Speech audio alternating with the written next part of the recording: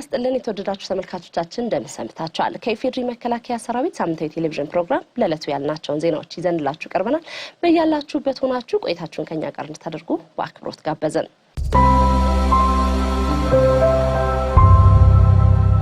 ላጌ የሚገኘው የጦር ጉዳተኞች ማገገሚያ ማዕከል በልብስ ስፌትና ዲዛይን ስራዎች ያሰለጠናቸውን ሁለተኛ ዙር የጦር ጉዳተኞች አስመረቀም። ስልጠናውን ያዘጋጁት የመከላከያ ጤና ዋና መምሪያ፣ የመከላከያ ፋውንዴሽንና የአዳማ ጋርመንት ኢንዱስትሪ በመተባበር ነው። የመከላከያ ሰራዊት ፋውንዴሽን የሰራዊቱን የመኖሪያ ቤት ችግር ከመቅረፍ ባለፈ የጦር ጉዳተኞች በተለያዩ ሙያዎች ራሳቸውን እንዲችሉ እገዛ እያደረገ መሆኑን የጤና ዋና መምሪያ ኃላፊ ሌተናል ጀነራል ጥጋቡ ይልማ ገልጸዋል። እነኚህ ጓዶች ቲዮሪ ብቻ አይደለም የሰለጠኑት፣ ያው መመረቂያቸው ለብሰዋል። አምርተው ራሳቸው በተማሩበት ሙያ አምርተው ለብሰው ነው የተመረቁት። ምንድነው ምን ሆነው ከማለት ይልቅ አሁን ምንድነው ምን ሰራው ማለት የጀመራችሁ ነውና ተመራቂዎች በዚህ አጋጣሚ እንኳን ደስ አላችሁ ልላችሁ ፈልጋለሁ። ለሀገራቸው መስዋዕትነት የከፈሉትን እነዚህን ጀግኖች በተለያዩ ሙያዎች አሰልጥኖ ማብቃት መቻሉ ትልቅ ኩራት መሆኑን የተናገሩት ደግሞ የመከላከያ ሰራዊት ፋውንዴሽን ዋና ስራ አስፈጻሚ ሜጀር ጀነራል ደረጀ መከርሳ ናቸው። የአላጌ የጀግኖች አምባ የጦር ጉዳተኞች ጊዜያዊ ማገገሚያ አዛዥ ኮሎኔል ምሳባው አረብ በበኩላቸው ሰልጣኞች የፈጠሩትን አቅም በተጨባጭ ወደ ተግባር በመቀየር አምራች ዜጋ ሊሆኑ እንደሚገባ ጠቁመዋል። ዘገባው የሁላገርሽ አባተ ነው። የመከላከያ ሚዲያ ባለሙያዎች የኢትዮጵያን ብሔራዊ ጥቅም በተግባር ማስጠበቅና ይህንንም በሰራዊቱ ውስጥ ማስረጽ ይጠበቅባቸዋል ሲሉ የመንግስት ኮሚኒኬሽን አገልግሎት ሚኒስትር ዴኤታ ተስፋውን ጎበዛይ ገለጹ። ለይታያል ምህረት ዘገባ ዝርዝር ልደት አስረስ። የመከላከያ ሰራዊት ሚዲያና ኮሚኒኬሽን ማዕከል ከተለያዩ የሰራዊታችን ክፍሎች ለተውጣጡ አመራሮችና ባለሙያዎች ስልጠና እየሰጠ ይገኛል።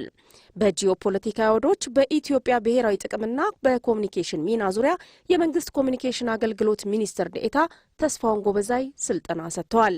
የሰራዊቱን የአሸናፊነትና የድል አድራጊነት ታሪክ እንዲሁም በልፋቱና በድካሙ የተገኘውን የሀገር ስኬት ለህዝብ ማሳየት፣ የሰራዊቱን ገጽታ መገንባትና የሀገር ፍቅር ስሜትን ማዳበር የባለሙያዎቹ ቀዳሚ ተግባር መሆን እንዳለበት ሚኒስትር ዴኤታው ተስፋውን ገልጸዋል።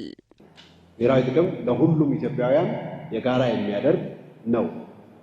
ያንን ለማሳካት ሰዎች በተለያየ ዘርፍ ሊሰማሩ ይችላሉ። አንዳንዶች ነግደው በማትረፍ ለዚህ ኮንትሪቢዩት ያደርጋሉ። አንዳንዶች በማስተማር ለዚህ አስተዋጽኦ ያበረክታሉ። ሌሎች በሕክምና ሙያ ተሰማርተው ጤነኛ ዜጋ በመፍጠር ለዚህ አስተዋጽኦ ያበረክታሉ። ሌሎች ሜዳ ወርደው ምሽግ አድረው የሀገር ዘብ በመሆን ለዚህ አስተዋጽኦ ያደርጋሉ። ከይዘት ይልቅ የእይታ ብዛት የጥራት መለኪያ በሆነበትና የሐሰት መረጃዎች በተስፋፉበት በዚህ ዘመን የመረጃ ግልጸኝነት፣ ፍጥነትና ተደራሽነትን በመጠቀም የሰራዊቱን ጀግንነት፣ የድል ታሪክና ህዝባዊነትን በትክክል መዘገብና መተንተን እንደሚገባም አቶ ተስፋውን ጠቁመዋል። ሚኒስትር ዴኤታ አቶ ተስፋውን ጎበዛይ የተቋሙ የሚዲያ አመራሮችና ባለሙያዎች ዓለም አቀፋዊ ቀጠናዊና ሀገራዊ ሁኔታዎችን በጥልቀት በመከታተልና በመረዳት የተቀናጀ የኮሚኒኬሽን ስራዎችን በመስራት የኢትዮጵያን ብሔራዊ ጥቅም ለማስከበር በቁርጠኝነት መንቀሳቀሳቸውንም አጠናክረው መቀጠል እንዳለባቸው ተናግረዋል። በመከላከያ ሚዲያና ኮሚኒኬሽን ማዕከል ሲሰጥ የቆየ የሚዲያ ሙያተኞች የስራ ላይ ስልጠና ተጠናቀቀ። ማዕከሉ የሰራዊቱን ስነ ልቦናዊ ዝግጁነት በመገንባት የሰራዊቱን ገድል በመዘገብ ሰራዊቱንና ህዝቡን በማገናኘትና መረጃ በመስጠት የማይተካ ሚና እየተጫወተ ይገኛል። ማዕከሉ የባለሙያዎችን አቅም ከፍ ለማድረግ ያዘጋጀው የስራ ላይ ስልጠና ይህንኑ ተግባሩን አጠናክሮ ለማስቀጠል ያለመ ሲሆን ትልቅ አቅም እንደፈጠረም ተገልጿል።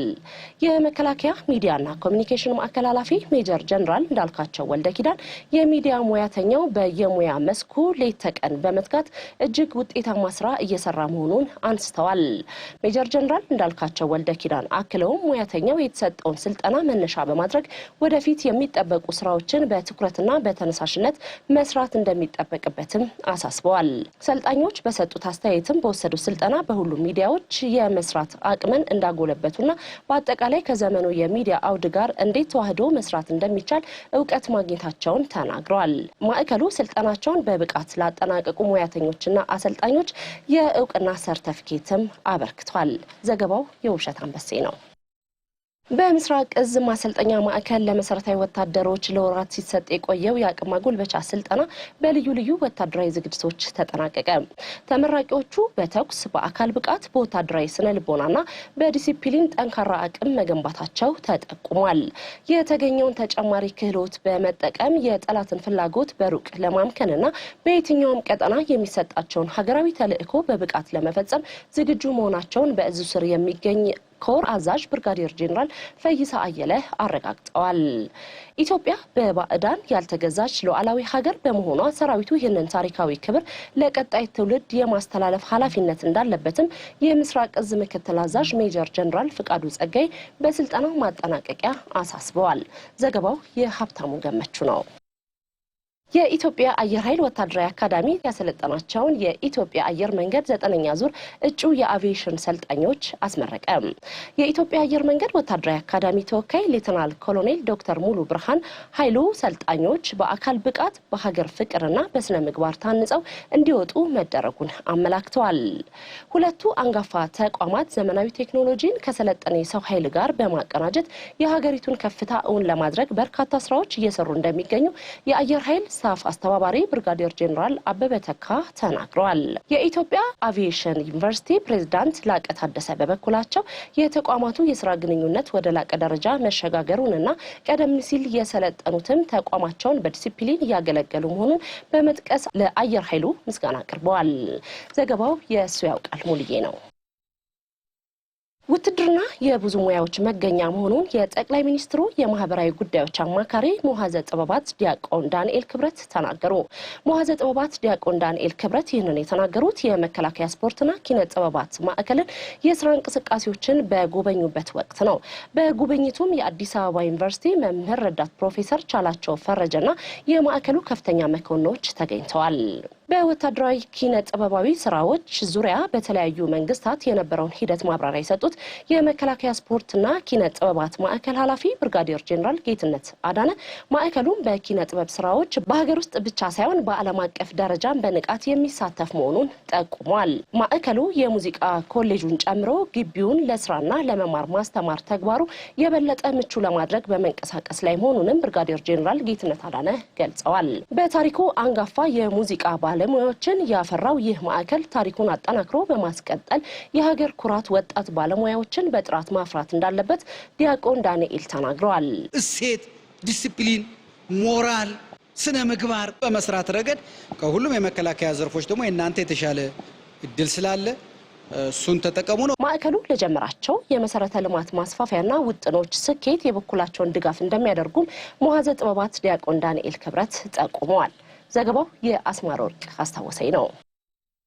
ኢትዮጵያን ወክለው የምስራቅ አፍሪካ ተጠንቀቅ ኃይል አዛዥ ሆነው ለ3 ዓመታት ያገለገሉት ብርጋዴር ጄኔራል ጌታቸው አሊ የስራ ዘመናቸውን አጠናቀው ስልጣናቸውን ለኬንያው አዛዥ አስረከቡ። ለበላቸው ክንዴ ዘገባ ዝርዝር ራሄል ገዛኸኝ። የምስራቅ አፍሪካ ተጠንቀቅ ኃይል ሁለንተናዊ ዝግጁነት በመጠናከር በአስተማማኝ ሁኔታ ላይ መገኘቱ ተገልጿል። በአባል ሀገራት መካከል የነበረው ቅንጅት ማደጉንም የተጠንቀቅ ኃይሉ አዛዥ ሆነው ለ3 ዓመታት ያገለገሉት ብርጋዴር ጄኔራል ጌታቸው አሊ ጠቁመው ለምስራቅ አፍሪካ ሰላም መጎልበት ያለው የጋራ ራዕይ መታደሱንም ተናግረዋል። የምስራቅ አፍሪካ ተጠንቀቅ ኃይል አዛዥ ሆነው እንዲያገለግሉ ኃላፊነት ለሰጣቸው ለኢፌዴሪ መከላከያ ሚኒስቴርና ሁሉም አጋር ተቋማት ላደረጉላቸው ቀጣይነት ያለው ድጋፍ ምስጋና አቅርበዋል። As I prepare to hand over the baton, I do so with a full heart. ባለፉት 3 ዓመታት በአባል ሀገራት መካከል ቅንጅታችንን አጠናክረን የበለጠ ደህንነቱ የተጠበቀ የምስራቅ አፍሪካ የጋራ ራዕያችንን አሳክተናል። እነኚህ ወሳኝ ክስተቶች የተሳኩት በጋራ የሥራ ጥረትና በማይናወጥ ቁርጠኝነት ነው። የምስራቅ አፍሪካ ሴክሬታሪያት ዳይሬክተር፣ የመምሪያ ኃላፊዎች፣ የቅድ ክፍሎች እንዲሁም ሁሉም አጋሮችና ተቋማት ላደረጉት ስትራቴጂካዊ መመሪያና ቀጣይ ድጋፍ ጥልቅ ምስጋናዬን ማቅረብ እፈልጋለሁ።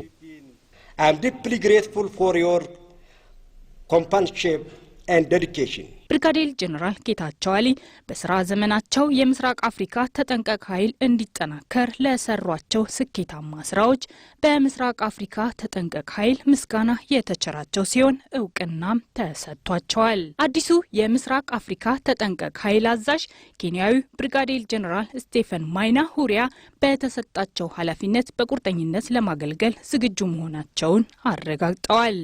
እኔ ወደዚህ ተቋም የምቀላቀለው እንደ ቡድን አባል በመሆን ነው።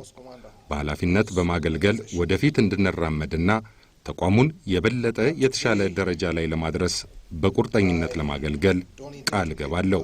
እንዲሁም በመስሪያ ቤቱ ከሚገኙ ባልደረቦቼና ከዋና ጸሐፊው አስፈላጊውን ድጋፍ፣ ትብብርና እገዛ እንደማገኝም ተስፋ አደርጋለሁ። My colleagues at the force headquarters and support from the secretariat and I know we'll deliver. ከኃላፊነት ርክክቡ በኋላም በአዲሱና ተሰናባቹ አመራሮች የተመራ ቡድን መቀመጫውን በአዲስ አበባ ያደረገውን የተጠንቀቅ ኃይሉን የሎጂስቲክስ ቤዝ ክፍሎች ጎብኝቷል። በመጨረሻም ስፖርት። ዓመታዊው የጎልፍ ስፖርት ውድድር በመከላከያ ሰራዊት ፋውንዴሽን የጎልፍ ክለብ ሜዳ ተካሂዷል። የጎልፍ ስፖርት ለሀገራችን ቱሪዝም መበራከት የራሱን ሚና እያበረከተ እንደሚገኝ የኢትዮጵያ ጎልፍ አሶሲዬሽን ፕሬዝዳንት አቶ ተሾመ ሞሲሳ ጠቁመዋል።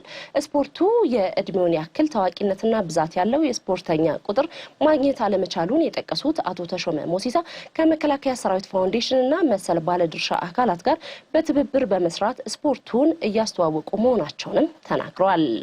የመከላከያ ሰራዊት ፋውንዴሽን የጎልፍ ክለብ ስራ አስፈጻሚ ሌተናል ኮሎኔል ዘውዱ ቱሉ በበኩላቸው ፋውንዴሽኑና የኢትዮጵያ ንግድ ባንክ ተቀናጅተው ያካሄዱት የጎልፍ ስፖርት ውድድር ስፖርተኞችን ለማበረታታትና በስፖርቱ ላይ ያለውን አመለካከት ለመቀየር ያለመ መሆኑን ጠቁሟል። ማንኛውም የስፖርቱ አፍቃሪ በአዲስ አበባ መከላከያ ሰራዊት ፋውንዴሽን ጎልፍ ክለብ በመምጣት በተመጣጣኝ ዋጋ መጫወት እንደሚችልም ሌተናል ኮሎኔል ዘውዱ ቱሉ ገልጸዋል። በርካታ ኢትዮጵያውያንና የተለያዩ ሀገራት ዲፕሎማቶችን ጨምሮ 54 ተወዳዳሪዎች በተሳተፉበት በዚህ ውድድር አሸናፊዎች የ6 ወርና የዓመት ክፍያ የተሸፈነላቸው ሲሆን የዋንጫ ሽልማትም ተበርክቶላቸዋል። ዘገባው የአባቱ ወልደ ማርያም ነው። በመከላከያ መገናኛና ኢንፎርሜሽን ኮሌጅ በአጭርና ረጅም ኮርስ ሰልጣኞች መካከል ሲካሄድ የቆየው ስፖርታዊ ውድድር ተጠናቀቀ።